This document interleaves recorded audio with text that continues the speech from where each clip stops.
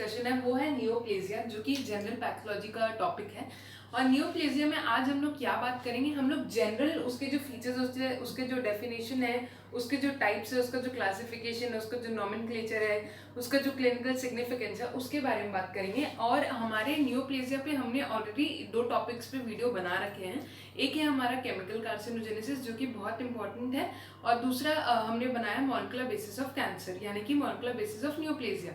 तो ये जो 2 शॉर्ट नोट्स है, इसमें हमने ऑलरेडी वीडियो बना रखा है। और आज जो हम लोग बात करेंगे वो नियोप्लेजिया का फर्स्ट जो आप अप्रोच बोल सकते हैं, यानी कि जो जनरल अप्रोच होता है उसके तरफ, उसका क्लासिफिकेशन, नॉमेनक्लेचर, ये सब जो कि वाइवा के बहुत इंपॉर्टेंट क्वेश्चंस फॉर्म करता है। और बेनाइन और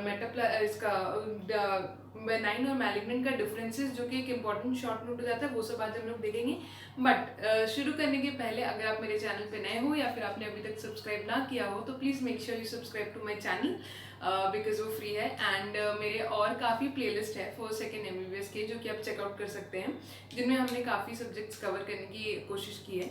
अगर कोई भी ऐसा टॉपिक हो जो कि आप चाहते हो फर्स्ट सेकेंड या थर्ड MBBS के, जिसके ऊपर आपको कोई वीडियो चाहिए हो, तो please drop it down in the comment section. And now let's begin. तो सबसे पहले नियोप्लेजिया के वर्ड को हमेशा हम लोग हमारे मेडिकल साइंस में हम लोग उस वर्ड को ब्रेक करके उसका मतलब समझने का कोशिश करते हैं। तो नियोप्लेजिया का एग्जैक्ट मीनिंग अगर उसको तोड़ के समझे तो क्या होता है, नियो मतलब होता है न्यू, और प्लेजिया मतलब होता है ग्रोथ। यानी कि नियोप्लेजिया का अगर सिंपल भाषा में आपको डेफिनेशन अगर कोई टीचर कभी वाइवा में पूछे तो आपको बोलना हो, जो कि अगर आपको रॉबिन्स का स्टेटमेंट या कोई भी और बुक का स्टेटमेंट याद ना हो, तो आप क्या बोल सकते हैं, एनी न्यू ग्रोथ। ठीक है, जो कि ग्रोथ सिग्नल्स पे डिपेंड ना करता हो, वो अपने आप ही जो प्रोलिफरेट करता हो। ठीक है, यानी कि जो ऑटोनॉमिक ग्रोथ हो, जो कि किसी और के ऊपर डिपेंडेंट नहीं है। ठीक है, स्टिमुलस का उसको जरूरत नहीं, वो अपने आप ग्रो करता है। तो अगर फिर हम लोग अब उसका प्रॉपर डेफिनेशन अगर देखते तो क्या होता है कि वो क्या होता है, अ न्यू पर्पसलेस। एक्चुअली क्या होता है, इसका कोई पर्पस नहीं है, ऐसा नहीं है। वही मैंने बोला, जो कि इसको स्टिमुलस मिल रहा हो तभी ग्रो कर रहा हो, ऐसा कुछ नहीं है। इसका कोई रिक्वायरमेंट नहीं है बॉडी में, इसलिए बॉडी इसको कोई सिग्नल नहीं दे रहा है, कोई स्टिमुलस नहीं दे रहा, बट ये टिश्यूज, ये सेल्स अपना ग्रोथ को कंटिन्यू करते हैं और एक्सेस प्रोलिफरेट करते हैं। तो इसलिए क्या होता है, अ न्यू पर्पसलेस। इस डेफिनेशन में हर एक वर्ड इंपॉर्टेंट है अगर देखा जाए तो, क्योंकि एक क्वेश्चन आता है जो कि हमारा 5 मार्क्स का क्वेश्चन होता है कि डिफाइन नियोप्लेजिया, एंड उसके बाद इधर हो सकता है कि classify them on the basis of their origin, या तो फिर हिस्टोकेमिकल ओरिजिन, या तो फिर उसके अलावा ऐसा हो सकता है कि define neoplasia and differentiate between benign and malignant. ठीक है, वो एक 5 मार्क्स का हो गया, और डेफिनेशन और ये क्लासिफिकेशन एक 5 मार्क्स का हो गया। तो इसलिए हम लोग को इसका डेफिनेशन अच्छे से आना चाहिए। हर एक वर्ड इसमें इंपॉर्टेंट है। न्यू क्योंकि न्यू है, पर्पसलेस बिकॉज इसको कोई सिग्नल नहीं दिया जा रहा है, इसका कोई रिक्वायरमेंट नहीं है। अ न्यू पर्पसलेस प्रोलिफरेशन, जो कि हमने देखा क्योंकि ग्रोथ है, proliferation of a mass of tissue uncoordinated. ये अपना सराउंडिंग टिश्यूज का जो इसका ग्रोथ हो रहा है, ये उसके साथ कोऑर्डिनेटेड मैनर में नहीं होता है, ये उन लोग से ज्यादा मल्टीप्लाई कर रहा होता है। Uncoordinated with its surrounding cells and tissues and which continues to grow even after the removal of the stimulus. यानी कि आप अगर वो स्टिमुलस रिमूव कर दे, उसके बाद भी ये कंटिन्यू करता है ग्रो करना, इसलिए हम लोग इसको ऑटोनॉमिक ग्रोथ भी बोलते हैं। देखिए, कोई स्टिमुलस हो सकता है जो कि कैंसर नियोप्लेजिया को अराइज करने में हेल्प करे, जैसे कि म्यूटेशंस जो होते हैं, किसकी वजह से, यूवी रेडिएशन से, सर्टेन केमिकल्स है, सर्टेन फैक्टर्स, हीट और वो सब है, उसकी वजह से क्या होता है कि कहीं कहीं पे म्यूटेशंस होता है जो कि नियोप्लेजिया में बदल सकता है। बट अगर ये स्टिमुलस हट भी जाए तो भी वो सेल्स क्या करते हैं, मल्टीप्लाई करना कंटिन्यू करते हैं, इसलिए हम लोग उसको नियोप्लेजिया बोलते हैं। तो अगर उसको सम अप किया जाए तो new purposeless proliferation of a mass of tissue uncoordinated with its surrounding cells and tissues and which continues to grow even after the removal of the stimulus। तो ये बहुत इंपॉर्टेंट है, even after the removal of the stimulus। ठीक है, अभी जब हम लोग उसका क्लासिफिकेशन करते हैं on the basis of their origin, ठीक है, तो वो क्या 3 में आ जाता है। पहला है हमारा बेनाइन, फिर है हमारा मैलिग्नेंट, और तीसरा है हमारा मिक्स्ड। ठीक है, तो बेनाइन और मैलिग्नेंट वो भी हम लोग आगे बहुत अच्छे से देखेंगे कि बेनाइन और मैलिग्नेंट में डिफरेंस क्या है। अभी एक बार जनरल अगर बताऊं तो benign is the safest type, यानी कि दैट इज नॉट कैंसरस, और जो मैलिग्नेंट होता है वो कैंसरस होता है। इन दोनों के सर्टेन फीचर्स है जो कि इन दोनों को डिफरेंशिएट करने में हेल्प करते हैं। और मिक्स्ड मतलब क्या होता है कि वो जो हमारे जर्म लेयर्स होते हैं, जैसे कि एपिथेलियम, फिर उसके बाद मेसोडर्म और एंडोडर्म, तो अगर जर्म लेयर से जो अगर more than one germ layer से अराइज होता है तो उसको हम लोग मिक्स ट्यूमर बोलते हैं, अभी हम लोग देखेंगे उसको। बट पहले बेनाइन और मैलिग्नेंट को अगर कवर किया जाए तो बेनाइन के अंदर भी फर्दर क्लासिफिकेशन क्या होता है, एपिथेलियल एंड मेसेंकाइमल। एपिथेलियल मतलब जो कि हमारा बाहर वाला लेयर यानी कि एक्टोडर्म यानी कि एपिथेलियल टिश्यू से, not ectoderm, basically epithelial tissue से जो भी ट्यूमर अराइज होगा जैसे कि स्किन या किसी में, तो उसको हम लोग बोल देते हैं हमारा, वो हो जाता है हमारा एपिथेलियल ट्यूमर। और वही अगर मेसेंकाइमल यानी कि जो हमारा मेसोडर्म यानी कि जो हमारा मेसेंकाइमल टिश्यू यानी कि जो हमारा कनेक्टिव टिश्यू से अराइज होगा जैसे कि मसल, ब्लड, ये सब से सेल्स, उन लोग से अगर कोई ट्यूमर अराइज होता है तो उसको हम लोग मेसेंकाइमल के अंदर डालते हैं। तो उसके एग्जांपल्स हो जाते हैं लाइपोमा, ऑस्टियोमा। लाइपोमा क्या है, यानी कि फैट सेल्स का। ऑस्टियोमा, ऑस्टियोमा हो जाता है हमारा बोन का। फिर कॉन्ड्रोमा हो जाता है हमारा कार्टिलेज का। फाइब्रोमा हो जा रहा है। तो ये हो जा रहा है हमारे बेनाइन के अंदर एपिथेलियल और मेसेंकाइमल। उसके बाद मैलिग्नेंट के अंदर भी यही फर्दर क्लासिफिकेशन होते हैं, एपिथेलियल एंड मेसेंकाइमल। मेसेंकाइमल में आप देखेंगे हम लोग इन्हीं सबको, यही सब ट्यूमर्स अगर, यही सब न्यूप्लास्टिक ग्रोथ यानी कि बेनाइन ग्रोथ अगर मैलिग्नेंट में कन्वर्ट हो जाए या फिर वो शुरू से ही मैलिग्नेंट रहे तो वो मेसेंकाइमल मैलिग्नेंट ट्यूमर्स के अंदर आएंगे, जैसे कि लाइपोसार्कोमा, ऑस्टियोसार्कोमा, कॉन्ड्रोसार्कोमा, फाइब्रोसार्कोमा। और एपिथेलियल वाले के क्या हो जाते हैं, squamous cell carcinoma, transitional cell carcinoma. Squamous cell carcinoma नाम से है, स्क्वोमस सेल का जो कार्सिनोमा होगा वो स्क्वोमस सेल का हमारा एपिथेलियल टिश्यू में जो है। ट्रांजिशनल सेल यानी कि जो यूरिनरी ब्लैडर को जो लाइन करता है जो हमारा एपिथेलियम, उसमें जो ट्रांजिशनल सेल है, तो अगर वो कैंसरस, अगर वो हमारा मैलिग्नेंट है तो अगर वो कैंसरस में कन्वर्ट हो जाए तो उसको हम लोग ट्रांजिशनल सेल कार्सिनोमा बोलेंगे।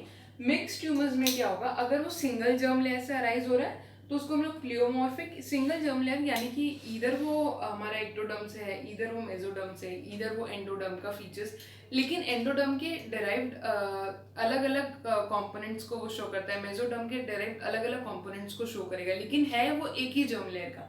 बट अगर वो मल्टीपल जर्म लेयर यानी कि more than one germ layer से हो तो उसको हम लोग टेराटोमा बोलते हैं। यानी कि इसमें आपको एक्टोडर्म का डेरिवेटिव भी दिख रहा है, मेसोडर्म का भी दिख रहा है, एंडोडर्म का भी दिख रहा है, तो सारे के डिराइव्ड डेरिवेटिव्स आपको दिख रहे हैं। मेसोडर्म से आपको मसल दिख रहा है, एंडोडर्म से आपको ग्लैंड्स दिख रहे हैं, एक्टोडर्म से आपको एपिथेलियल टिश्यू, स्किन अपेंडेजेस दिख रहे हैं, तो उनको हम लोग टेराटोमा बोलते हैं। और टेराटोमा के भी दो टाइप्स होते हैं, मैच्योर एंड इमैच्योर। मैच्योर वही जो ज़्यादा डिफरेंशिएटेड होते हैं, एंड इमैच्योर जो कि नहीं होते हैं। तो ये है basic classification and the definition of neoplasia. तो अब आगे बढ़ते हुए हम लोग देखते हैं नियोप्लेजिया का नोमेनक्लेचर। नोमेनक्लेचर क्या है, यानी कि अगर बेनाइन ट्यूमर है तो हम लोग उसको किस नाम से बोलेंगे, मैलिग्नेंट है तो किस नाम से बोलेंगे, वो अगर देखते हैं तो अगर बेनाइन ट्यूमर होता है तो हमेशा वो किससे एंड होता है, उसका जो सफिक्स होता है वो जनरली हमारा होता है ओमा। जैसे कि हमने देखा था लाइपोमा, कॉन्ड्रोमा, ऑस्टियोमा, तो वो सब होता है हमारे ओमा। और अगर मैलिग्नेंट ट्यूमर है, मैलिग्नेंट के अंदर फर्दर क्या था, एपिथेलियल एंड मेसेंकाइमल। तो अगर एपिथेलियल ट्यूमर है तो वो किससे एंड होते हैं, वो होते हैं कार्सिनोमा से, जैसे कि squamous cell carcinoma, transitional cell carcinoma. But वहीं अगर वो मेसेंकाइमल होंगे तो वो सार्कोमा से एंड होंगे, जैसे कि लाइपोसार्कोमा, ऑस्टियोसार्कोमा, कॉन्ड्रोसार्कोमा। ठीक है, तो ये है उसका बेसिक नॉमेनक्लेचर। बट इसमें एक एक्सेप्शन है जो कि हमारा एक इम्पॉर्टेंट, जैसे एक्सेप्शन हो गया तो वो वाइवा क्वेश्चन बन गया, एमसीक्यू क्वेश्चन बन गया। ठीक है, सर्टेन मैलिग्नेंसीज होते हैं जो कि है तो मैलिग्नेंट, तो या तो उन्हें इधर वो एपिथेलियल होंगे या मेसेंकाइमल, तो इधर उन्हें सार्कोमा से एंड होना चाहिए या तो फिर उन्हें कार्सिनोमा से एंड होना चाहिए। But instead they will and with the suffix ओमा। इसलिए पढ़ के हमें लगेगा ओ ये तो बेनाइन ट्यूमर है तो हम लोग लिखेंगे ये बेनाइन ट्यूमर है, बट हमारा वहीं पे वो रॉन्ग हो जाता है। 4-5 एक्सेप्शन है जो कि है मैलिग्नेंट बट एंड होते हैं ओमा से। उसमें सबसे कॉमन जो कि हमारा एक शॉर्टकट क्वेश्चन भी आता है, जबकि हम लोग बाद में जब स्किन और वो सब पढ़ते हैं तो उसमें होता है मेलानोमा। तो हम लोग उसका फर्स्ट लाइन ही गलत लिख देते हैं क्योंकि उस समय तक इतना याद नहीं होता, हम लोग ओमा ओमा लिख समझ के लिख देते हैं। बट नहीं, वो मैलिग्नेंट ट्यूमर होता है, बेनाइन नहीं होता, हम लोग ओमा समझ के उसे बेनाइन लिख देते हैं। तो मेलानोमा इज अ ये malignant tumour which is not a benign but it ends with ओमा। लिम्फोमा, सेमाइनोमा भी हम लोग का एक इंपॉर्टेंट शॉर्ट नोट है। क्लोरोमा, ये सब क्या है, ये लोग मैलिग्नेंट ट्यूमर्स है बट एंड विद ओमा। ठीक है, अभी उसके बाद ये हो गया सर्टेन चीजें जो कि हमें जानना जरूरी था, जो कि वाइवा या एमसीक्यूज में आता है। अभी और 2-3 चीजें हैं जो कि वाइवा में आती हैं। तो एक है हमारा कोरियोस्टोमा और एक है हेमाटोमा। तो इन दोनों का डिफरेंस भी पूछा जा सकता है, इन दोनों का मतलब भी पूछा जा सकता है। तो कोरियोस्टोमा मतलब क्या होता है कि वो बेसिकली नॉर्मल टिश्यू होता है बट वो एबनॉर्मल लोकेशन पे होता है। ठीक है, अब कोई भी अगर नॉर्मल टिश्यू एबनॉर्मल जगह पे प्रेजेंट हो तो उसको हम लोग क्या बोलते हैं, एक्टोपिक। जैसे कि हम लोग को पता है एक्टोपिक प्रेगनेंसी, अगर वो एम्पुला और फैलोपियन ट्यूब के बदले कहीं और हो जाए तो हम लोग उसको एक्टोपिक प्रेगनेंसी बोलते हैं। तो वैसे ही अगर नॉर्मल टिश्यू कहीं और लोकेशन पे प्रेजेंट हो, यानी कि अगर लंग का पैरेन्काइमा कहीं और प्रेजेंट है, अगर पैंक्रियास का जो हम लोग एग्जाम्पल देखते हैं, पैंक्रियाटिक टिश्यू अगर स्टमक में प्रेजेंट है तो वहाँ पे उसका तो कोई रोल नहीं है ना, इसलिए वहाँ पे वो एक फॉरेन बॉडी, एक पर्पसलेस मास की तरह काम कर रहा है, इसलिए हम लोग उसको कोरियोस्टोमा बोलते हैं, which is basically the ectopic rest of normal tissue. ठीक है। हेमाटोमा में डिफरेंस क्या है कि इसमें जो टिश्यू है वो एबनॉर्मल है, बट वो कहाँ है, वो नॉर्मल लोकेशन पे है। पहले हम लोग क्या देख रहे थे, कोरियोस्टोमा में नॉर्मल टिश्यू था एबनॉर्मल लोकेशन पे, इसमें उसका एकदम उल्टा है, इसलिए हम लोग से वाइवा में पूछा जाता है। हेमाटोमा में क्या होता है, एबनॉर्मल टिश्यू होता है बट नॉर्मल लोकेशन पे होता है। जैसे कि इसका मतलब क्या है कि इसमें हैपेजेट या फिर डिसऑर्गेनाइज्ड अरेंजमेंट होते हैं टिश्यूज के। एग्जाम्पल है पल्मोनरी हेमाटोमा, उसमें कॉइन शेप्ड सेल्स और ये सब होते हैं। ठीक है, वो हम लोग आगे फर्दर जब डिस्कशन करेंगे तो देखेंगे। तो ये और दो हमारा डेफिनेशंस है, डिफरेंसेस है जो कि हम लोग को पता होना चाहिए। और न्यूप्लेजिया में काफ़ी और डेफिनेशंस है जो कि हमें आने चाहिए। पहला होता है एनाप्लेजिया, फिर आता है मेटाप्लेजिया, डिस्प्लेजिया, डेस्मोप्लेजिया। ये सब एक एक मार्क्स के आपको डेफिनेशन में आ सकते हैं या फिर एमसीक्यू के क्वेश्चंस आ सकते हैं। ठीक है, आपके इसमें यूनिवर्सिटी एग्जाम्स में। तो एनाप्लेजिया क्या होता है, एनाप्लेजिया और मेटाप्लेजिया का एक इंपॉर्टेंट डिफरेंस वो ये है कि एनाप्लेजिया इज एन इरिवर्सिबल ग्रोथ, आप चाहे जो भी कर दीजिए वो वापस से नॉर्मल टिश्यू नहीं बनेगा। और मेटाप्लेजिया जो है वो रिवर्सिबल टिश्यू होता है, यानी कि अगर आप वो स्टिमुलस रिमूव किए तो वो नॉर्मल सेल में वापस कन्वर्ट हो जाता है। ठीक है।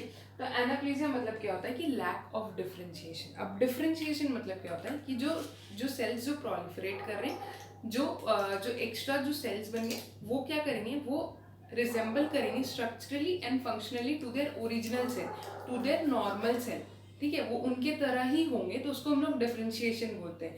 यानी कि हम लोग बोलते हैं this tumour is well differentiated, हम लोग बोलते हैं benign tumours are well differentiated. क्यों? क्योंकि वो जो प्रोलिफरेटेड सेल्स हैं they possess the same similarity, functional and structural similarity to the original normal cells. ठीक है, बट वहीं अगर मेटाप्लास्टिक हम लोग देखते हैं तो दे डू नॉट प्रोसेस डिफरेंशिएशन। इसी डू नॉट पोजेस डिफरेंशिएशन यानी कि लैक ऑफ डिफरेंशिएशन को ही हम लोग एनाप्लेजिया बोलते हैं। यानी कि बेनाइन ट्यूमर्स में एनाप्लेजिया नहीं होता। क्यों? क्योंकि वो रिजेंबल करते हैं अपने ओरिजिनल सेल्स को, बट मेटाप्लास्टिक वाले में होता है क्योंकि they do not resemble their original cells, इसलिए वो लोग बिल्कुल भी फंक्शन परफॉर्म नहीं कर पाते, इसलिए वो ग्लैंड, वो टिश्यू जो है वो बिल्कुल ही यूजलेस जैसा हो जाता है। तो वो हो गया एनाप्लेजिया। एनाप्लेजिया को हम लोग फर्दर अगर डिस्कस करते हैं, बिकॉज इसके ऊपर 2 मार्क्स का आंसर भी आ सकते हैं। एनाप्लेजिया का बहुत इंपॉर्टेंट पॉइंट ये है, और वो एक एमसीक्यू है, कि what is the hallmark of malignancy, that is anaplasia. This is the hallmark of malignancy, यानी कि अगर ये है इसका मतलब कि मैलिग्नेंसी है। ठीक है, हॉलमार्क मतलब मैलिग्नेंसी मैंने बोल दिया क्योंकि लैक ऑफ डिफरेंशिएशन है जो कि मैलिग्नेंसी में होता है।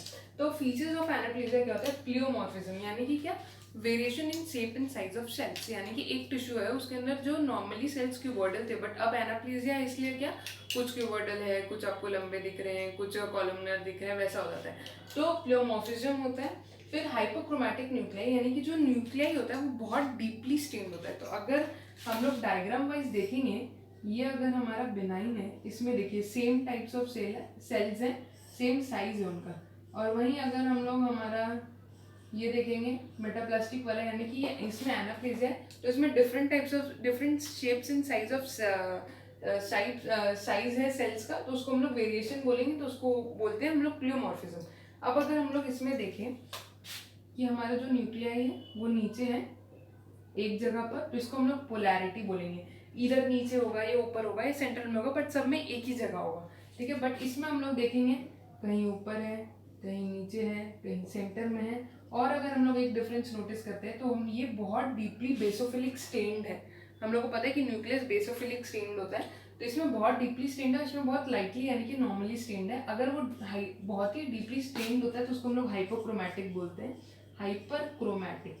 ठीक है, तो ये एनाप्लेजिया का एक फीचर होता है कि इसमें हाइपरक्रोमैटिक न्यूक्लियाई होता है। ये हम लोग बेनाइन देख रहे हैं और ये हम लोग मेटाप्लास्टिक देख रहे हैं, मैलिग्नेंट देख रहे हैं।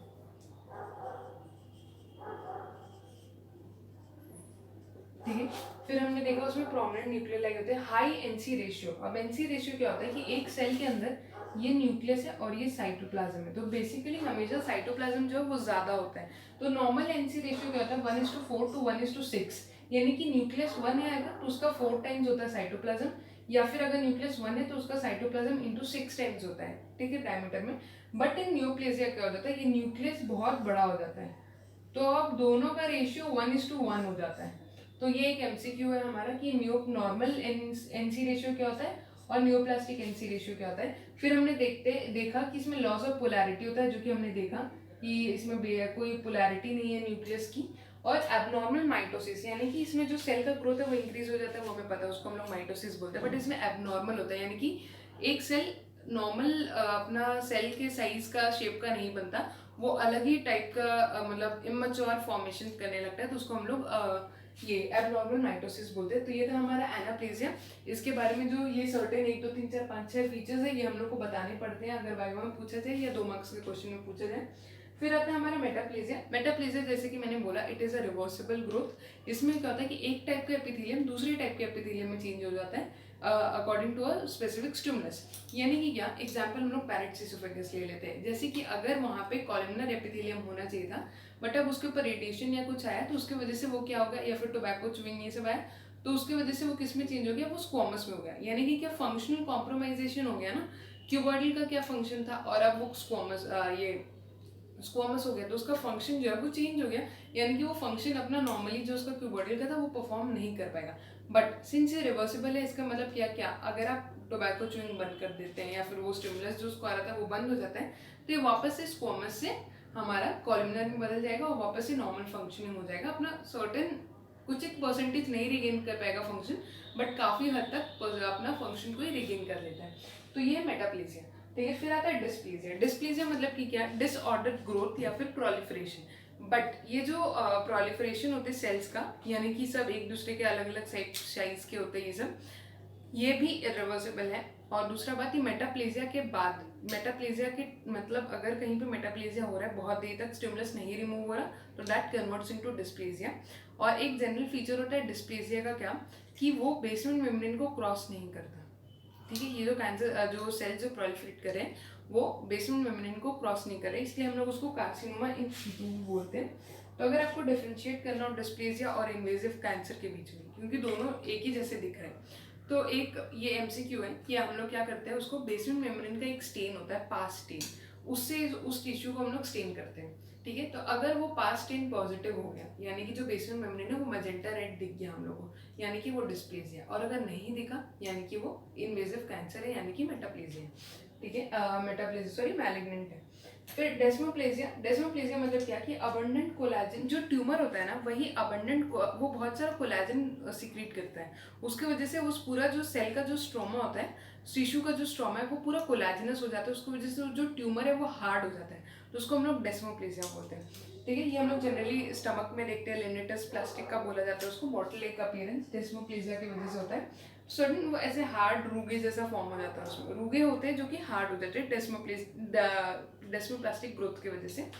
तो ये है सर्टेन डेफिनेशंस और की पॉइंट्स जो कि हम लोग को याद रखने हैं न्यूप्लेजिया में।